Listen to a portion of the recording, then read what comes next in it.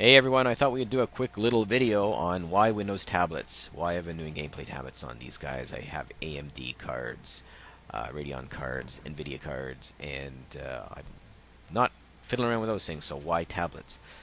Well, inexpensive Windows tablets have only sort of come on the market last little while. Before that, when you had Windows 7 tablets, and even the early Windows 8 tablets, they were really super expensive, $500 to $700, and the performance wasn't even as good as what we see here in these $100 to $150 tablets.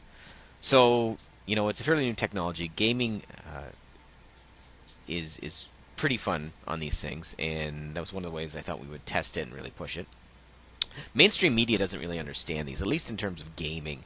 You'll see a lot of the early reviews of some of these tablets, and they said, it won't run some of the more current games. Anything old, they talk about 2D games or old DOS type games it'll run. Well, we know that's not just true. It'll actually perform well. They're kind of picking up on what it'll do now, but wasn't entirely known. So I thought we'd kind of push it.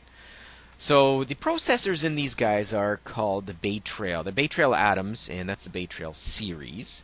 The successor to that series is Cherry Trail, and we'll talk about that in a couple minutes. These Bay Trails are 2.2 watt low power CPUs, and they're 22 nanometer in die size. So they're pretty small, and they use passive cooling. So what that means is there's no fan, there's no heat sink, there's just a tiny piece of copper foil to increase the surface area to cool off the chip.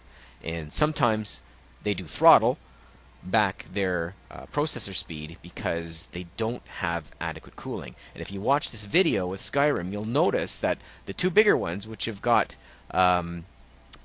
processors with higher bandwidth for memory, they will run frame rates higher than the Stream 7, which is in the middle, but on occasion they get hot and they'll drop down and they'll be near the Stream 7 and in terms of cooling. In terms of frame rate, as it's trying to cool the chip, and then it bumps it back up again to full speed. So keep an eye on that. The successor, what we're going to see coming up in the future to these tablets, to Bay Trail Atoms, are the Cherry Trails. And they should be coming around maybe late summer. I'm hoping to see them. And we don't know how well they're going to perform yet, but to give some idea of the changes, right now you're looking at Gen 7 GPUs, graphics processing units, in these Bay Trails. And they've got 4 execution units for their 3D processing. The Cherry Trails coming up have got 16 execution units for 3D processing, and that's called Gen 8. So theoretically, you're looking at 3 times the 3D performance of the current tablets. And I say theoretically because we don't know the clock speed of these new guys, and we don't know the power requirements, how much hotter they're going to get, how much cooler they might run. So we're not entirely sure yet, and I'm sure Intel and the OEMs will be testing that in the future. So anyways, look for that coming up. I'm going to see if I can get a hold of one as soon as they become available. But with that, yeah, I'll just leave you be. Thanks for watching, and I hope that kind of explains where I wanted to go with this, because you know what?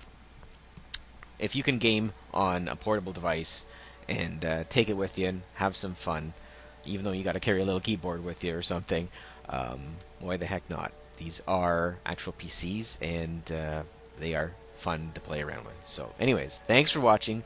Please like, subscribe, or leave a comment below, and that's fantastic. Thanks, everyone. Take care.